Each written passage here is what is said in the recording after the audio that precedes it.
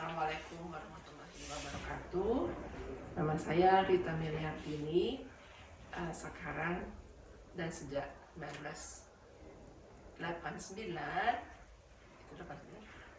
saya sudah mengajar di sini. 1988 sudah mengajar di program studi pendidikan musik. Nah, roadmap research terkait dengan anak-anak disabilitas sudah dimulai sekitar 2000-an, tahun 2000-an ya. Kebetulan suami saya tunanetra, awalnya saya melakukan beberapa riset terkait dengan tunanetra. Yang pertama itu kami mengembangkan satu notasi cetak timbul namanya, untuk membantu tunanetra memahami notasi balok yang dipakai oleh teman-teman yang tidak tunanetra ya. Karena di sini kan mereka belajarnya bersama-sama dengan teman-teman yang lain dan mereka nggak paham itu apa itu notasi balok seperti apa. Nah, kami memanfaatkan modalitas belajar mereka perabaan untuk membantu mereka memahami notasi awas itu seperti apa. Yang kedua, kerjasama dengan Kementerian Pendidikan, khususnya berkaitan dengan teman-teman disabilitas tunanetra, kita menerjemahkan notasi braille untuk notasi balok itu bersama-sama. Lalu kami juga research yang berikutnya itu tentang pengembangan kreativitas anak-anak berkebutuhan khusus ya, model pendidikan seni untuk mengembangkan kreativitas intinya. Nah, di situ yang terlibat ada anak-anak tunanetra, tunarungu, kemudian autis. Sebenarnya ada juga dengan yang tunagrahita, tapi waktu itu ini riset pasca, mahasiswanya nggak jalan yang di tunagrahita. Namun membimbing banyak memang terkait dengan anak-anak disabilitas. Dalam tahun 2000-an kami juga mengembangkan satu terapi misalnya kepada anak-anak yang ada di Medan. Waktu itu ada terkait Gunung Sinabung ya. Nah, pengalaman itu juga membuat kami berpikir bukan cuma pembelajaran yang kami perlu pikirkan, tapi juga humans-nya, gimana kita menolong mereka melalui seni gitu ya. Sehingga kita kembangkan 3 tahun terakhir itu model pendidikan seni untuk self-esteem anak tunarungu. Kebetulan di akhir ini fokusnya ke teman-teman tunarungu. Nah, ada banyak hal yang baru bagi kami karena kami meneliti gitu ya. Contohnya dalam penelitian ini kita mengembangkan instrumen gitu ya, instrumen yang untuk ditanyakan kepada anak-anak tunarungu. Khususnya sekarang fokusnya ke SD ya, kalau tahun sebelumnya tuh ke SMP. Ternyata orang tua bilang, jangan ditanyakan ke mereka nggak akan paham. Jadi bahasa yang mungkin mereka bisa katakan itu banyak kosakata, tapi mereka nggak paham tentang apa makna kosakata itu. Gitu. Lalu di sana ada pelajaran bina PKPPI itu ya, bina komunikasi, lupa saya pokoknya melalui bina komunikasi persepsi bunyi dan irama. Jadi itu membantu mereka supaya memahami bahasa. Nah, aktivitasnya tapi mencoba mendeteksi bunyi dengan gerak gitu ya. Jadi ini kok ada aspek gerak, ada aspek musik. Tapi kalau kita mau kembangkan self-esteem, saya merasa mereka jadi terdakwa, malahan nggak jadi berkembang self-esteemnya gitu. Bagaimana kontribusi seni, tari, musik bisa membangun self-esteem mereka gitu. Nah, maka kita kembangkan tahun lalu itu aktivitas yang kreatif. Kalau di bidang tari misalnya adaptasi modelnya Dr. Ayo ya, namanya engklek, di mana mereka itu memanfaatkan modalitasnya untuk memahami di lingkungan, kemudian mengekspresikannya melalui gerak yang bukan diajarkan, tapi muncul karena pemahaman mereka terhadap pengalaman sebelumnya dan diekspresikan dalam bentuk gerak. Kemudian dikembangkan semacam penanda-penanda gitu ya, yang mereka bisa susun untuk dirangkai gerak itu menjadi karya kolaboratif. Di sini perkembangan self esteem itu terlihat muncul gitu ya. Anak-anak sampai kepada gurunya tuh mau mengkritik. Misalnya, "Bapak, bukan," katanya, "salah, bukan yang itu," gitu ya. Itu juga contoh mana mungkin anak yang nggak punya self esteem bisa berkomentar pada gurunya, padahal gurunya baru kan ya, researchernya baru kenal. Kemudian semua siswa itu mau berkontribusi kepada gagasan ide. Ada contoh misalnya bagaimana sih tangan itu bisa digerakkan. Saya harus diginikan. Kalau pegang mainannya bagaimana? Oh, diputar. Oh, bisa di atas. Oh, saya yang di depan. Jadi ide-ide kreatif itu muncul. Nah, kemampuan menyatakan ide itu juga menjadi bagian yang kami amati sebagai ciri-ciri mereka kemudian berkembang self esteem yang nggak takut. Mereka yakin saya tuh bisa, saya punya sesuatu gitu. Nah, kalau di bidang musik, kami telitinya di Cicendos ini, kalau tari itu di SD SLB Sejahtera di Bogor. Nah, teman-teman tari juga sebelumnya mengembangkan media yang intinya sebenarnya modalitas belajar dari teman-teman tunarungu ini perlu distimulus. Nah, lalu pengalaman adalah sesuatu yang jadi referensi mereka sebenarnya.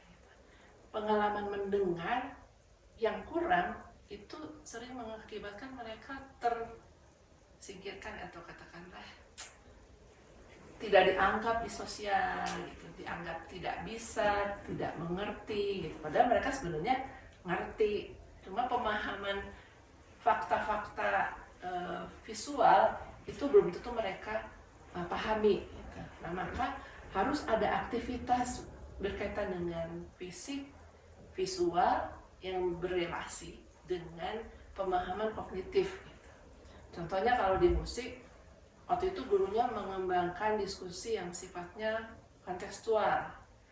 Kamu tadi kesini naik apa, lihat apa, gitu. Kata-katanya kan apa. Nah, yang apa itu ditulis sama gurunya di papan tulis. Nanti ada temannya yang baca, ditanya kan, apa kata gurunya. Nanti dia bilang misalnya mobil, tahu kata gurunya, tahu. Mobil apa, nanti itu di situ baru dikembangkan gitu. Setelah dari pendekatan kontekstual, kemudian nanti gurunya merangkai sebagai sebuah cerita kalau dari sisi bahasa ya. Nah, lalu dalam kegiatan musik kita menarik dari satu fenomena, satu aspek musikal. Misalnya yang kita kenalkan waktu itu pertama tentang konsep cepat lambat. Kamu tadi bagaimana berjalannya? Coba ditirukan kan gitu, misalnya bergerak jalan. Oke, kita pindah kepada pukulan meja. Gitu. Maybe mungkin dia nggak bisa dengar ya, tapi dia bisa rasakan melalui ketukannya ini. Semula kami mau ambil teknologi yang bisa menggambarkan responnya. Kalau dipukul keras, dipukul lambat, gambarnya seperti apa tuh di layar gitu. Sayangnya teknologinya waktu itu kita masih mau coba dengan dari Google Chrome ya. Tapi jelek ternyata, nggak bagus gitu ya. Akhirnya nggak jadi pakai. Dari situ ya sudahlah. Kalau gitu kita buat aktivitas saja yang mereka bisa rasakan, lalu kita transformasikan dalam bentuk gambar gitu. Misalnya jalannya cepat itu nanti dengan, kalau di Chrome Lab tuh bisa kelihatan titik-titik-titik yang cepat gitu kan. Kalau titiknya dijauhin jadi titik bunyinya jadi lebih lambat gitu. Nah, gambarnya dibedakan. Kalau yang cepat dengan instrumen perkusi yang kita garis lingkaran, segitiga misalnya. Kalau yang lama dengan yang tandanya lingkaran, ada di Chrome Lab sudah ada warna di situ kan. Nah, dari situ kalau di Chrome Lab dia bisa kelihatan gerak lambat cepat kan gitu. Jadi mereka bisa imitasi, oh segini, ini misalnya lambat, lambat, lambat, cepat, cepat, cepat, gitu ya. Nah, jadi dari visual ditransformasi kepada gerak untuk mendapatkan persepsi pemaknaan kata. Gitu. Nah, nanti dari sini terus kita masukin lagi kepada sebuah cerita. Ceritanya tentang kembali konteks kehidupan. Siapa tahu binatang apa ini gitu. Kelinci. Nah, kemudian kita pakai boneka.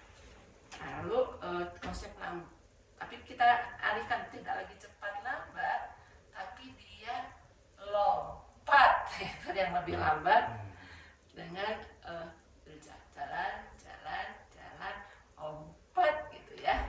Dua konsep ini. Nah, konsep jalan dan lompat ini kemudian ditransfer ke dalam permainan berjalannya si kelinci, lompatnya kelinci. Nah, simbol yang tadi dipakai lagi dalam bentuk kartu-kartu. Nah, mereka boleh pilih kartu berapa, 3, 4, yang beda-beda boleh susun. Nah, susun, coba. Kalau lompat, berarti dia main. Kalau jalan, akhirnya mereka buat kita itu dia bikin musik, gitu ya. Kalau yang di semua pakai pendengar mungkin bisa dengar sedikit katanya ya, tapi dia bisa merasa. Semua antusias saya lihat, ya. Lalu kasih alat musik percussion. Nah, mereka akan main. Kalau pertama hanya dari rebana gitu ya, tepuknya di pinggir untuk yang jalan, lompat pakai yang di tengah, lebih keras kan suara. Semua coba itu memainkan rangkaian ritmik yang mereka susun sendiri, bukan kita yang pilihkan gitu. Jadi dia tahu itu bunyinya seperti apa. Saya katakannya gini, listening through eyes, karena dia bergerak kan gitu ya. Apalagi jadi lupa ada 3. Intinya mendengarnya itu sebenarnya dari yang dia lihat gitu ya.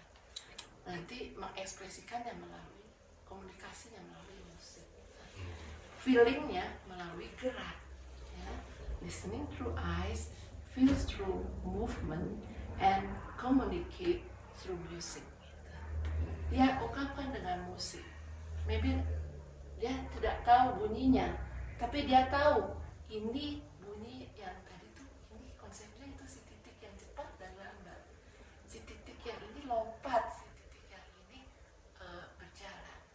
Dari situ sebenarnya ada kosakata yang berkembang, cepat, lambat, lompat dan berjalan. Nah, semua itu nanti diwujudkan lagi dalam permainan, memainkan ragam percussion. Nah, di belakang itu karena saya berpikir tadi itu sudah unsur musik yang mulai dari pulsa, tempo, kemudian rhythm gitu ya. Kayaknya perlu ada nada gitu kan. Nah, kami menggunakan angklung memang gitu. Kebetulan sebelum kegiatan ini saya dan teman-teman itu bikin pelatihan angklung warna. Angklung warna itu sebenarnya tujuannya kalau di Google Chrome kan juga ada nada-nadanya tuh ya. Sama sih memang baru 7 nada. Guru-guru SD tuh nggak mau kalau suruh baca notasi balok. Susah lah gitu ya. Nah, guru-guru ini pernah ikut pelatihan kita sampai 3 kali. Dari mulai mereka nggak ngerti angklung itu seperti apa, sampai mereka akhirnya sekarang menjadi pelatih angklung di sekolahnya. Karena angklung adalah wajib ya. muatan lokal saja. Jadi guru-guru di sekolahnya itu tutornya adalah mereka. Nah, di yang terakhir ini melakukan pendekatan tujuannya supaya siswanya kreatif.